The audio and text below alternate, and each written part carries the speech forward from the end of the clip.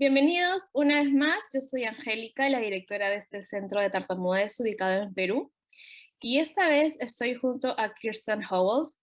Ella es líder de proyectos en la Asociación Británica de la Tartamudez. Es una persona con tartamudez también, así como terapeuta de habla.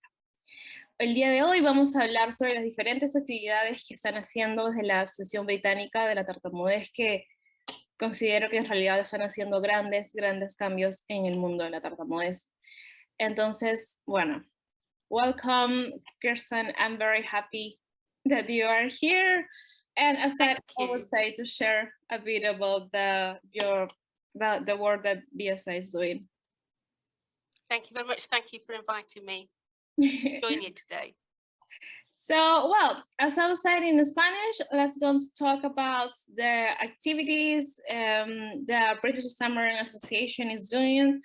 And one of the things I found very interesting that you did the last year in October for the Stuttering Month, it was the campaign that you did with Wikipedia. And for those who don't know about this, it was a very interesting campaign because when you check on this website about stuttering or stammering, you will see how Wikipedia don't have friendly words regarding stammering.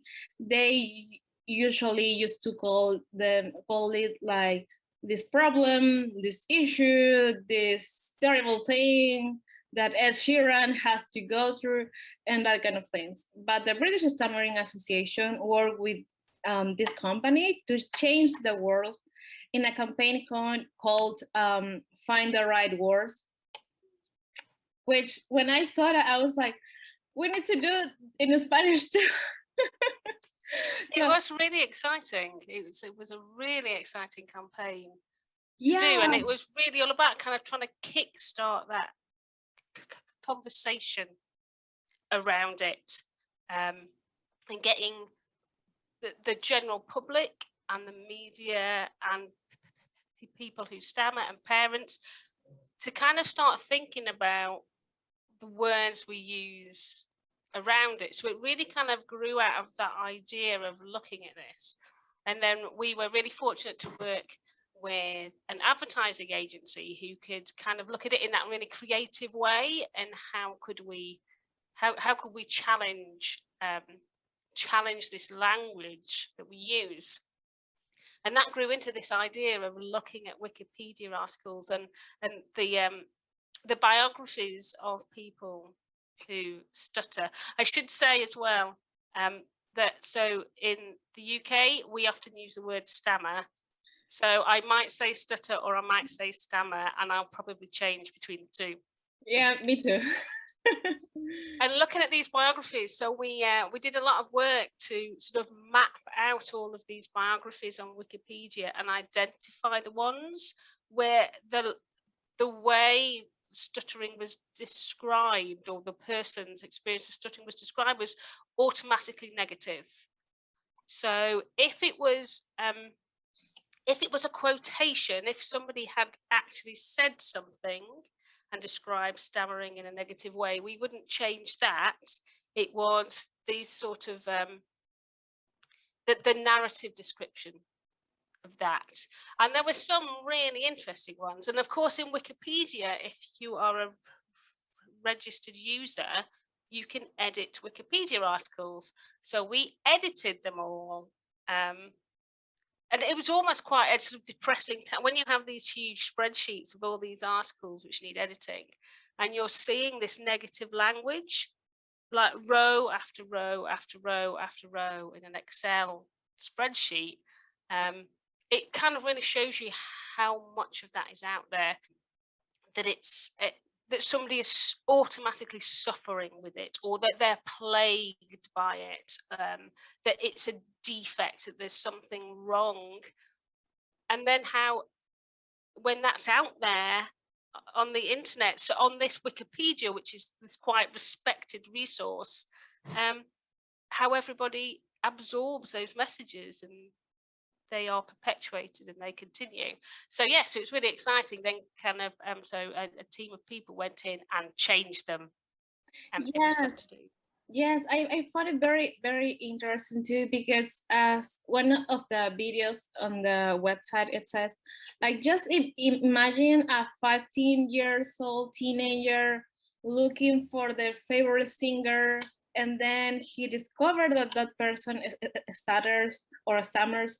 But also they found that this words linked to their singer, and I mean, this message of this famous person have this horrible thing that he or she overcome and now can control.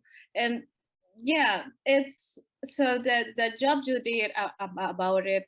And next to the Canadian Association, next to the Australian Speak Easy Association, and one more, I think, was excellent.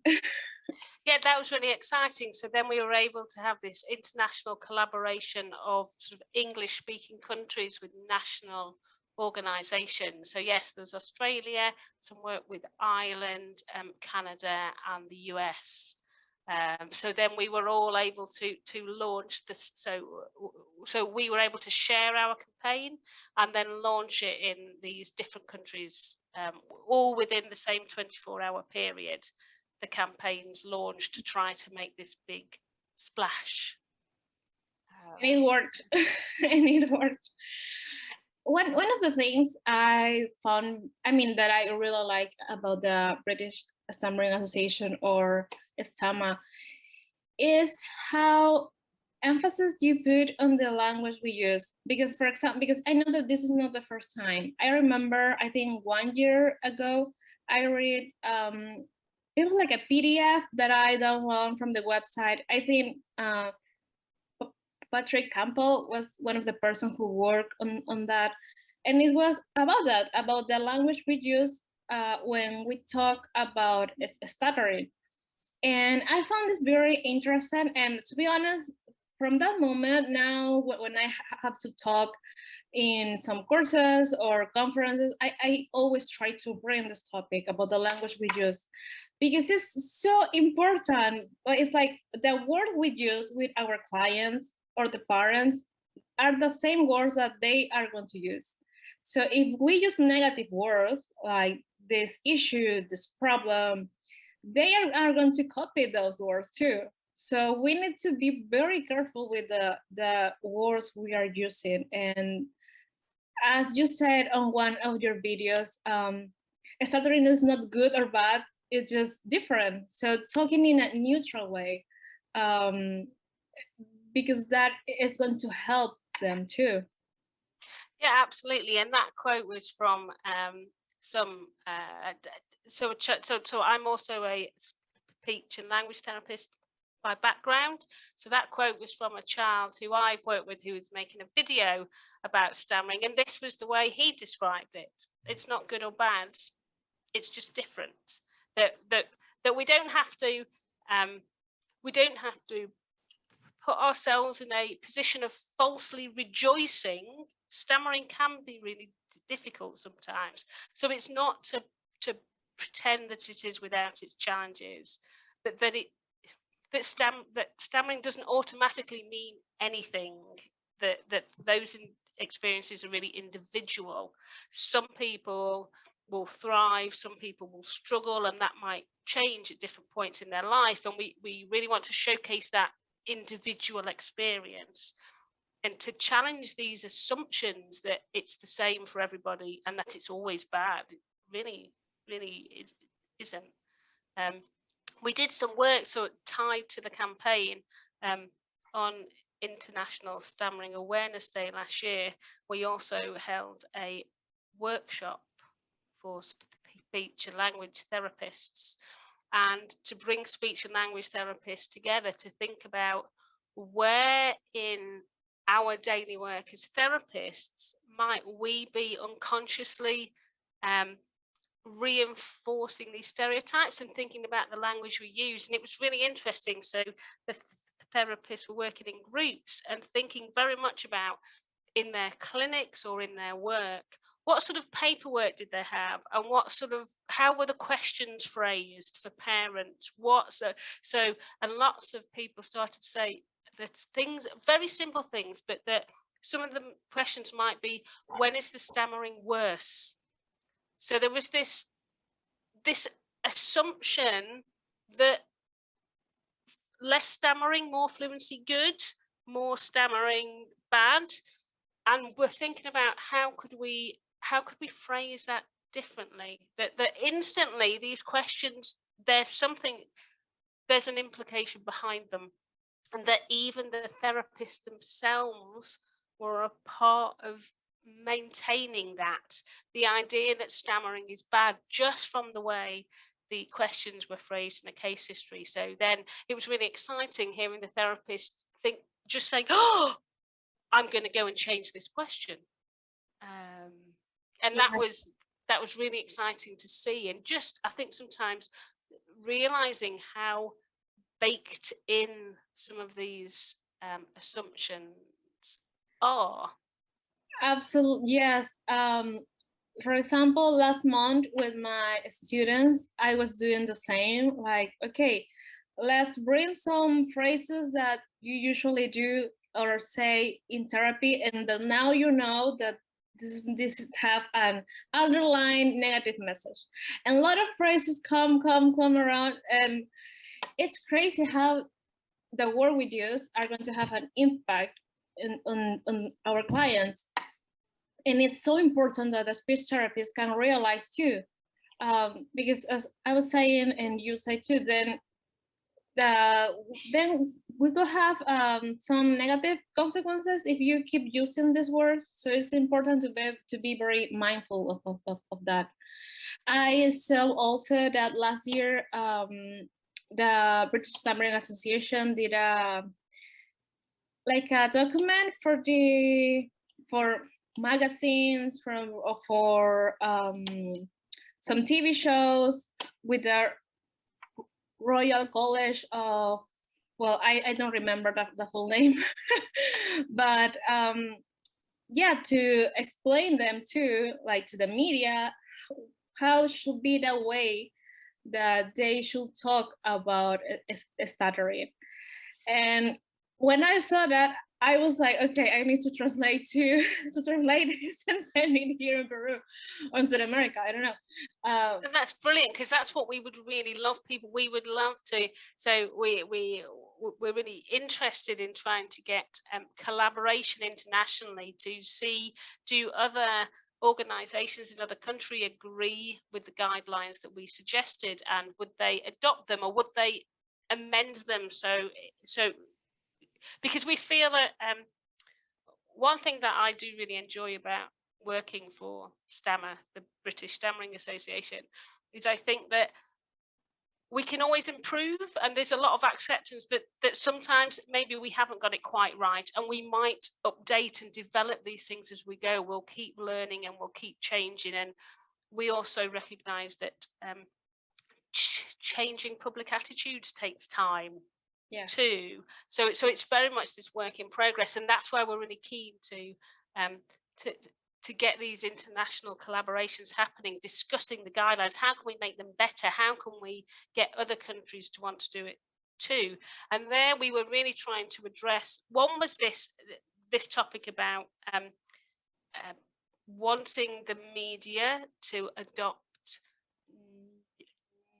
neutral language around stammering, but also it was something you referred to before about it's often in the media, the sort of stories we see portrayed around stammering, it's a little bit victims and heroes. So it's either, oh, poor you stammer, isn't that terrible, look how brave you are. There's something that's not completely healthy. There's something that's not quite healthy and good in that.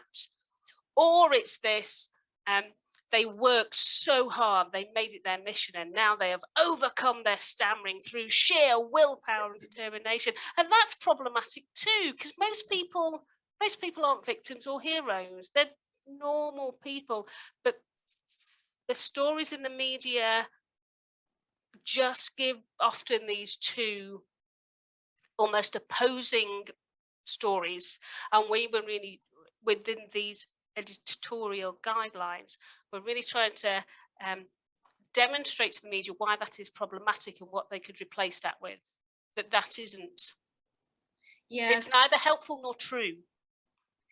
And it was amazing. This remind me a quote from the book Stammering Pride and Prejudice that says something like, we don't have to be superheroes overcoming adversity. We're just people who stammer. That's absolutely it. Absolutely. And that's a great book, isn't it? Full of these perspectives to challenge what has been the normal way, that has been for a long time the way we might think and talk about stammering.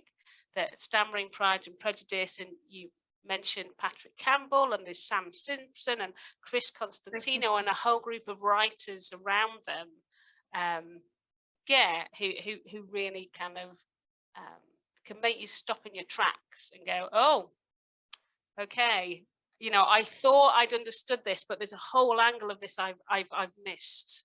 It's constantly challenging. Constantly and striving to take that forward, and I think as therapists that can be sometimes that can be really challenging.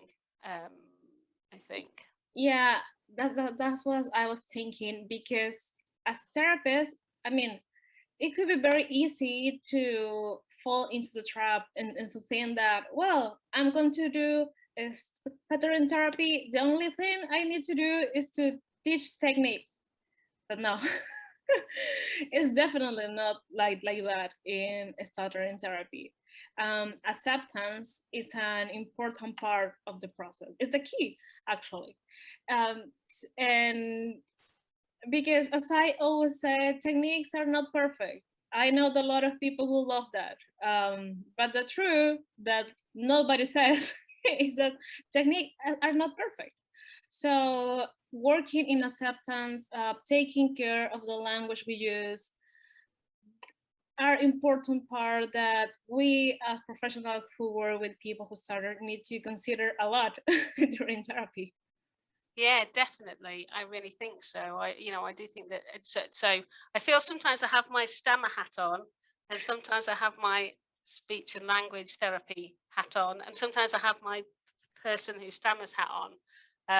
And I think sort of mixing all of those, so I don't quite know which one I am now, but certainly, I think people come into therapy looking for different things, in my experience, but also what you're looking for is constrained by what you know.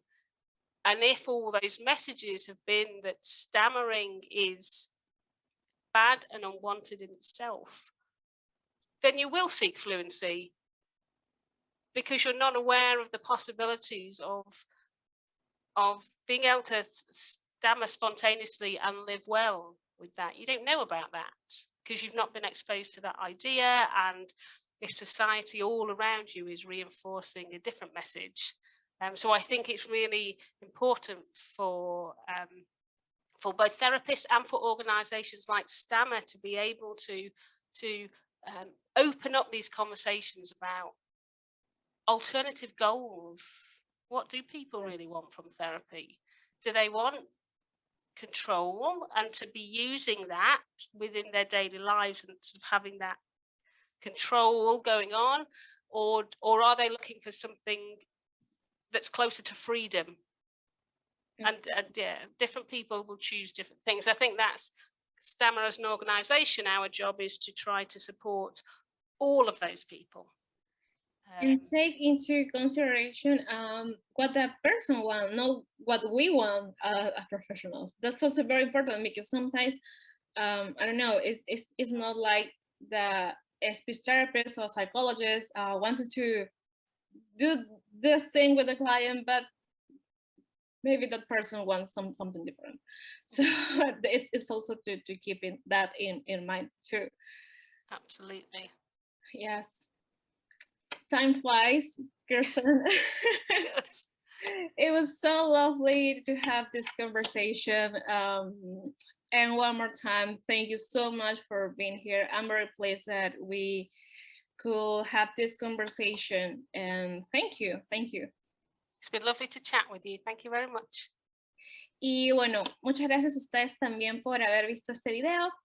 Hemos mencionado el libro de Tartamudez, Orgullo y Prejuicio. Tenemos un video con uno de los autores de ese libro en este canal de YouTube, así como muchos otros videos con otros terapeutas muy reconocidos en el área.